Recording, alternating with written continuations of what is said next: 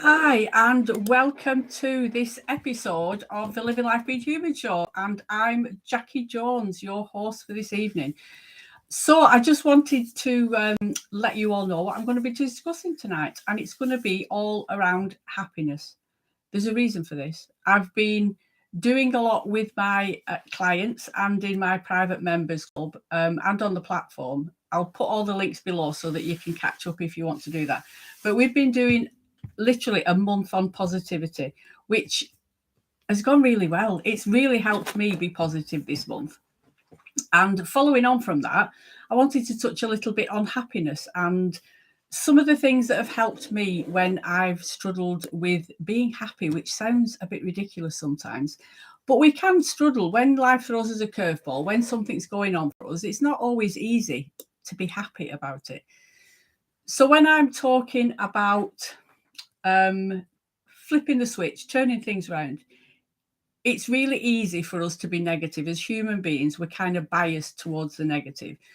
So it's easy to be negative. That internal dialogue, the mind monkeys, whatever you want to call them, that are constantly berating us, that happens quite naturally. I'm sure a lot of us would find that very, very easy. But to turn it into a positive or to flip the switch on happiness as opposed to being a bit meh. I wouldn't say sad. You know, often when we're sad, there's a valid reason for it. But when we're just feeling a bit meh, it's there's certain things that we can do to kind of flip the switch on happiness. Same as when we're negative, we can flip the switch and be positive.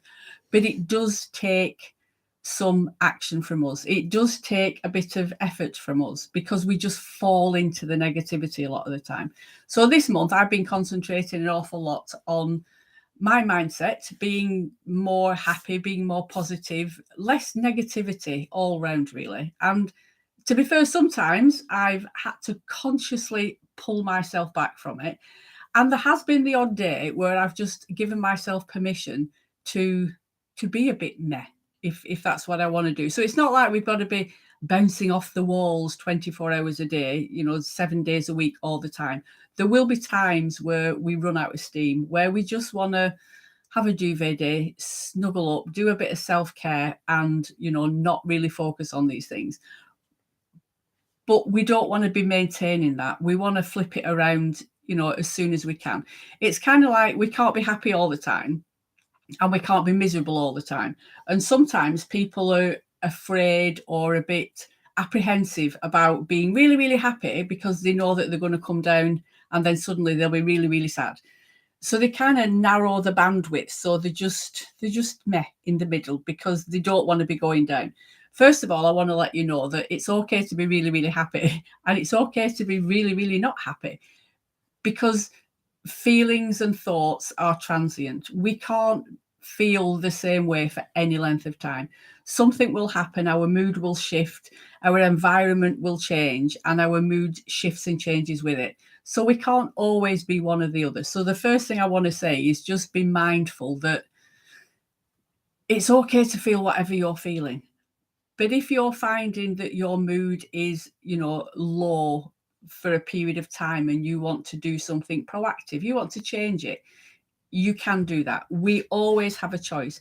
Our thoughts create our feelings 100% of the time. And with our thoughts, we have a choice whether we listen to them and believe them or whether we proactively choose to have different thoughts. And that's kind of what I wanted to talk about tonight. So, what can we do? It's important that we understand that it's unachievable to have a life filled with happiness all the time, and when life is lacking happiness or positivity, it can be a challenge. We can really struggle if we're not feeling happy in a relationship or if we're not feeling contented in work or things like that. But happiness isn't just about the big things. Happiness isn't about going on a world cruise or buying a new car or I don't know, all that sort of thing. We can focus on the positivity and happiness with the little things that happen in our life all the time. So I just want to let you know there's probably going to be about 20 different things that I'm talking about. So if some of these feel doable for you, then you can implement them at a drop of a hat. So the first one is to realize that money is great for solving problems, but it doesn't always increase our happiness. If we've got enough money in the bank, which I know at the moment everything is going a bit booloo, and the cost of living is going up, and not necessarily everything else is going up with it apart from the fuel costs and petrol and all that sort of stuff. But we can get happiness from the little things. Once we reach a certain level of money, we don't get the same amount of happiness over that. Once we are living comfortably, buying a better car, buying a bigger house, going on 2 cruises a year instead of 1. I'm exaggerating here. This is not how I live my life. But they don't make you any happier.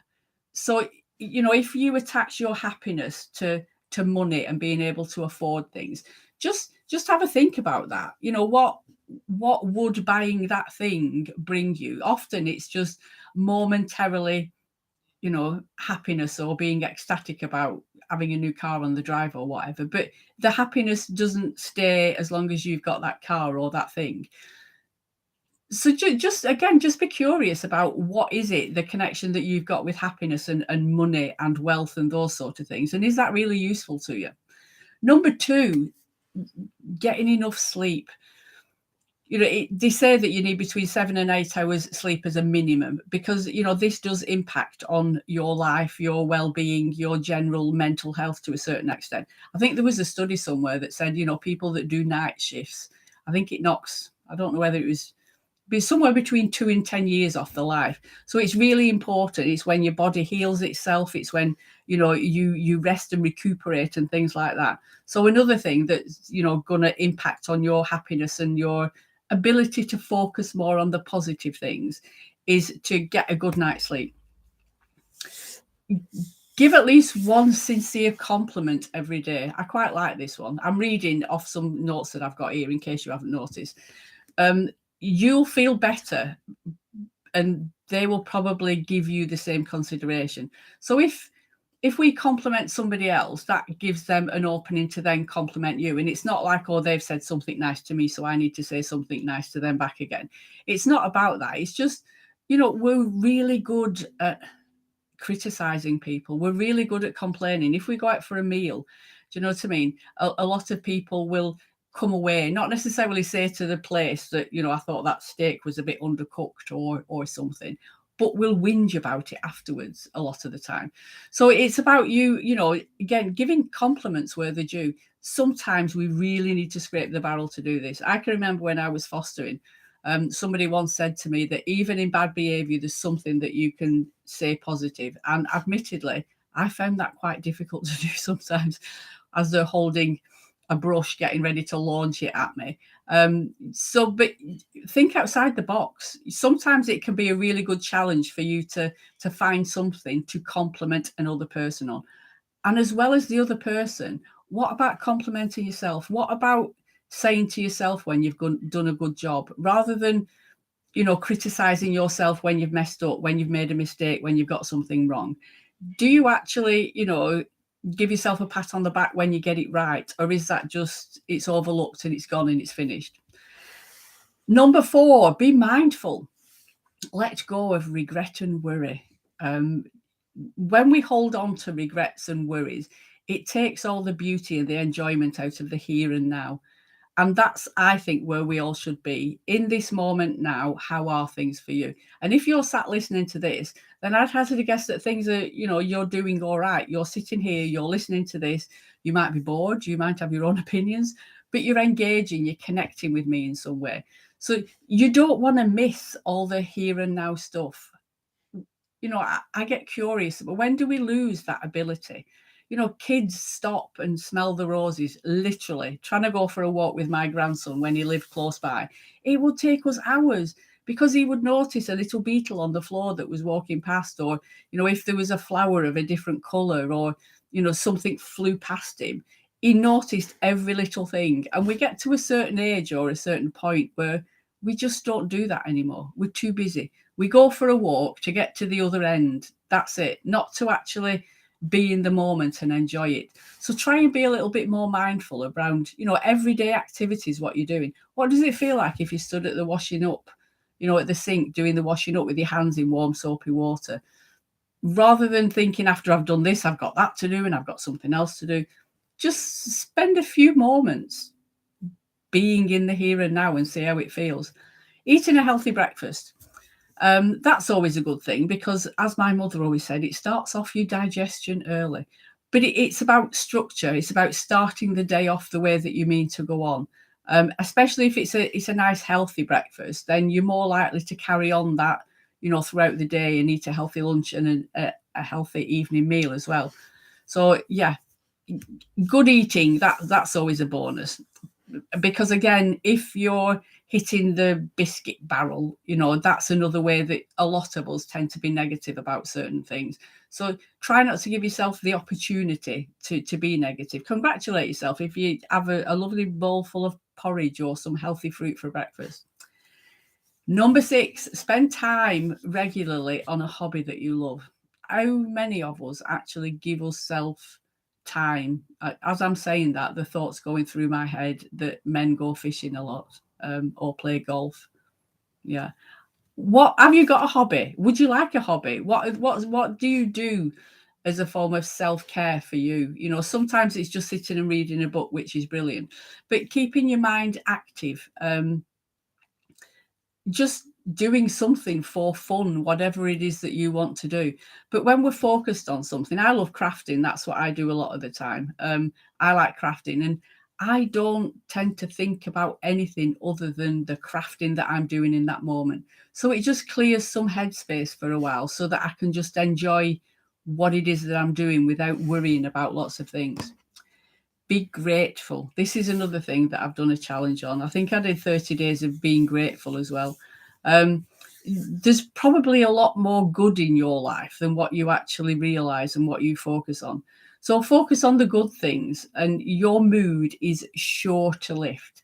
The little things in life that we have. I'm not talking massive things. And really, I know I'm grateful for my family. I love my family and I'm very grateful for them. But be a bit more specific. What particularly are you grateful for that you have in your life today?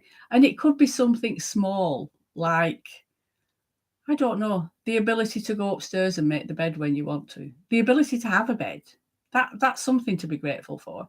Just think outside the box and get curious. Get out of the house is number 8. Get in touch with nature. I work from home. I sit at a desk an awful lot of the time. So it's important for me to just get out. We've had quite a few days of nice sunny weather here in the UK, surprisingly. And then today it snowed. Either way, it's nice to get out. I went for a walk with the dog last night and it was freezing. I couldn't feel my nose and my hands were freezing when I came in. But it was nice and it was bracing. So, get out. Try not to get stuck in a rut of being in the house a lot of the time. Summer's coming. The clocks have gone forward now. Everything's looking a lot brighter. The daffodils are out. Go and take a walk and just chill for a little bit. It doesn't need to be a run. It doesn't need to be a jog. I'm not a jogger and I couldn't run to catch a bus, but a nice walk. Find the middle ground. Happiness is very rarely found in the extremes, and if it is, as I said earlier on, it's quite short-lived. To be ecstatic, it's very difficult to hang on to that, but we can be happy, and maintain a certain level of happiness. So the middle of the road is often the sweet spot that a lot of us are looking for, that we can take a bit of a knock here or there, but we don't fall off the happiness track, if that makes sense. And the more we do it, the more we create a habit, the easier it becomes to look on the positive side. They say it takes 30 days to make a habit. So try doing it for a month and see what happens. And then it will be easier to do it in the next month. Make a decision that you're going to attempt to have a week of happiness or even a day of happiness. Number 10, focus on regular improvements instead of perfection. There is no such thing as perfection. If we're aiming for perfection, we're all going to fail. So just focus on the little things that you can do in the right direction. A lot of the time I say to clients, as long as we're facing the right way, then that's progress. If you kind of set yourself a task that you're going to write today, I'm going to be really positive and I'm not going to complain about anything, and you fall into it and you complain about it, don't give yourself a load of grief over it. If for the rest of the day you're focusing on the one thing that you did wrong, or you got negative, or you broke your own rule, which is what we do, we fall into that negativity, you're spoiling the rest of the day for yourself. Just notice it, let it go, and then get back on track and look for the little improvements that you're making. Because, little improvements over a long period of time will get us an awful lot further down that path. We're not looking for massive big changes here. We're just looking for little things that are going to help you feel more positive, more grateful, just more in the moment. Try something new. Is there anything that you've wanted to do that's new? Try some new food, do a new recipe. I don't know, something that you've eaten in a favorite restaurant and recreated at home for yourself and your partner or your kids or whatever it is. Meet your favorite person. Just do something new that you want to do for you. Have a think, plan it, and enjoy the planning, the process of it as much as the actual event, so that you're stretching out the happiness and the good feeling around certain things. Take a 10-minute break each hour. Easier said than done sometimes, but give yourself space. Our concentration starts to wane. I think somebody said once, well, on a training course, that the first 20 minutes you can focus, that's the length of span that you can focus on something. And then after that, it kind of dips down, and it's like 10 minutes and then 5 minutes. And it's really difficult. So get up, just have a quick walk around, give yourself a 10-minute break, and then come back to whatever it is that you're doing, if that's possible.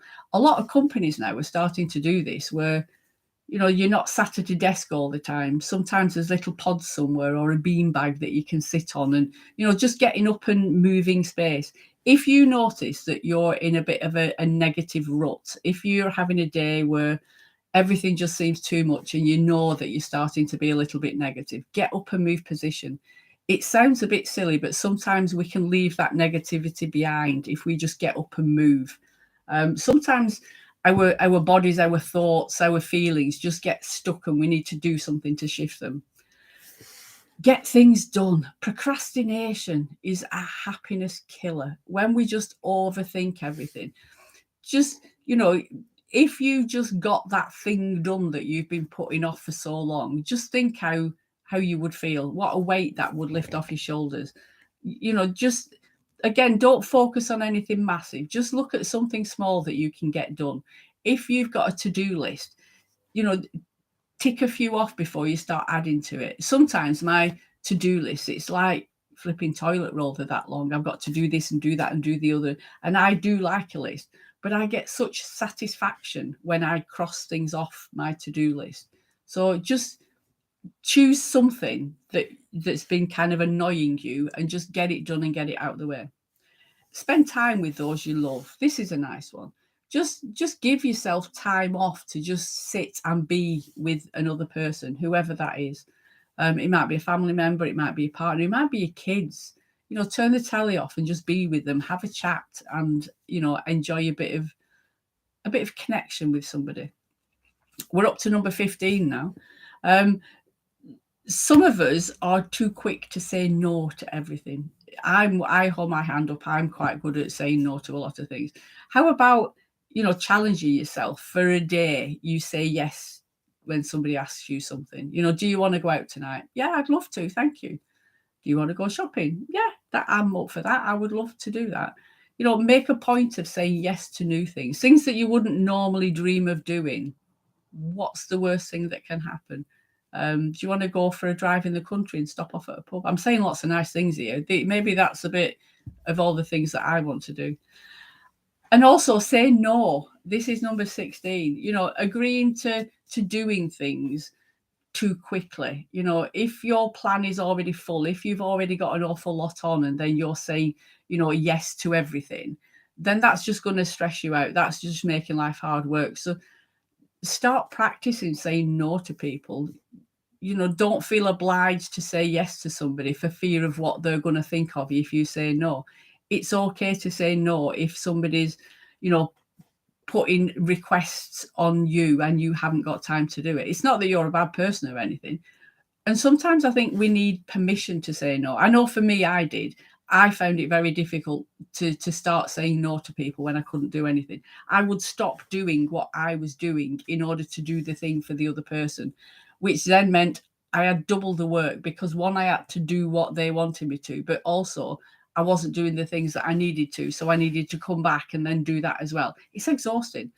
So, part of self-care and that links into happiness is, one, choosing to say yes to the things you want to do, but also being okay with saying no to the things that you just can't take on.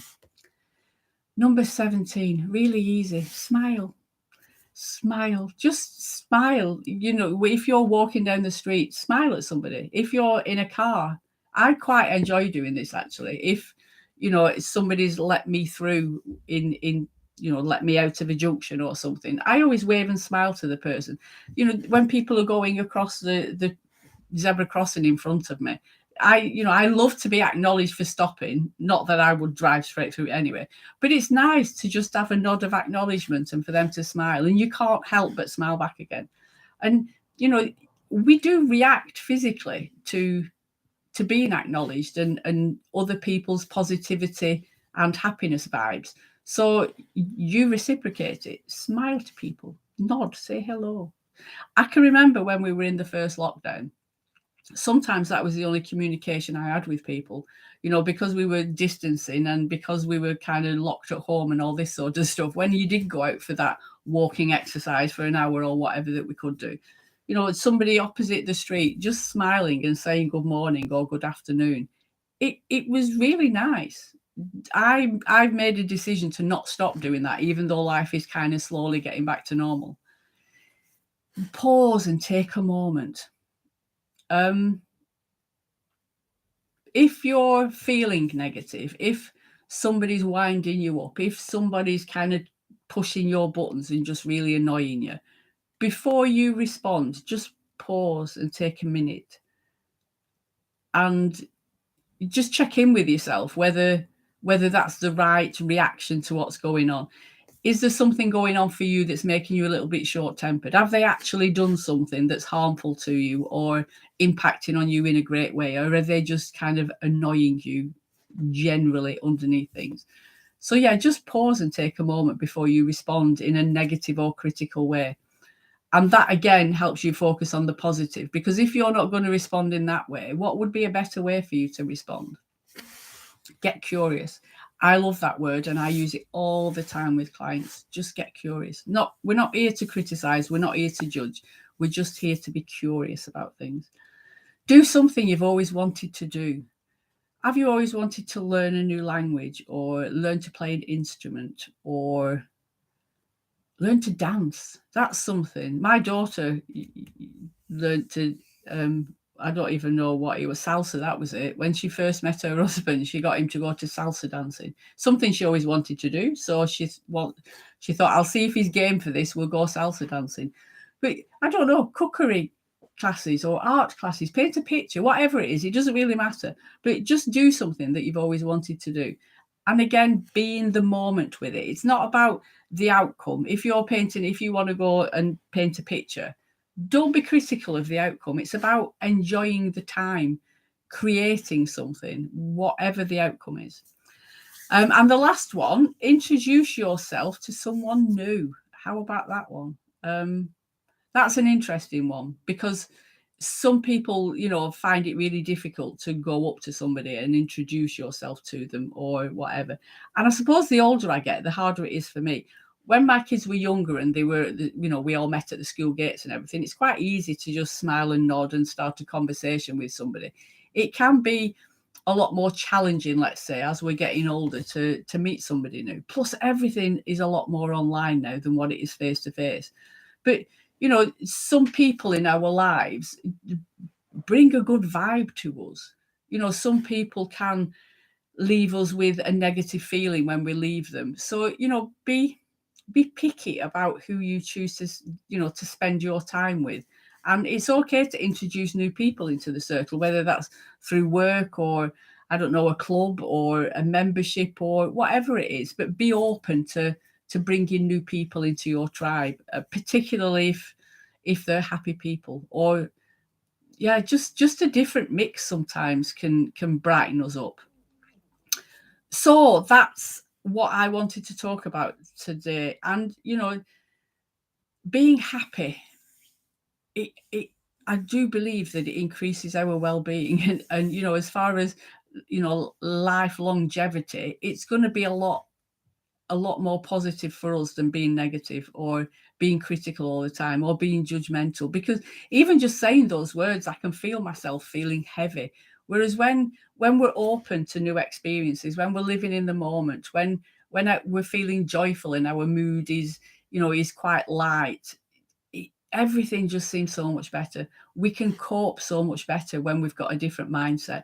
When we're like negative Nellies, it doesn't take much to make us feel even worse. So just be mindful about where is your mindset. If I said to you, generally, how would you describe your mindset and your general feeling? Would you say middle of the road? Would you say I'm always quite positive? Or would you say I find it really easy to be negative? And yeah, I'm not really a people person. I don't like being around people. I want to be on my own a lot of the time.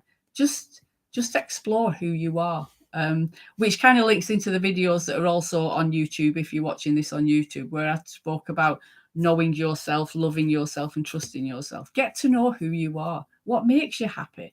What does happy mean to you? See, I just get really interested about this. So I'm going to put some links underneath this. If you want to know more and you want to follow me, then feel free to do that. But I've actually just released a happiness journal. Yay, go me, on Amazon. So have a look at that. It's in Amazon Books, and it's just called Happiness Journal, and it's by me, Jackie Jones.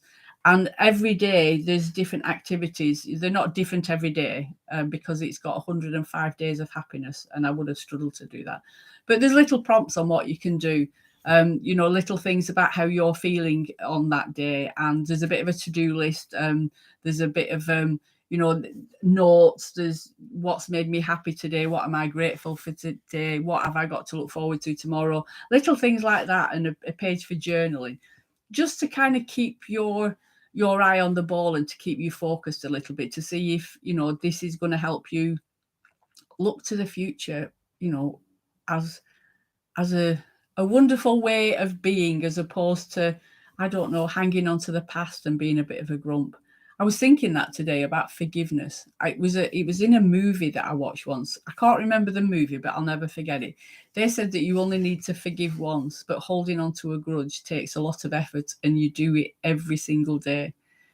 So be in the moment, be in the here and now, enjoy what you're doing in the present, and don't worry about the past or trying to predict the future. I hope that's been interesting for you. Feel free to comment. I'll put the link for things underneath this post, and I shall speak to you all very soon. Have a wonderful evening, and hopefully I shall see you all next week. Take care.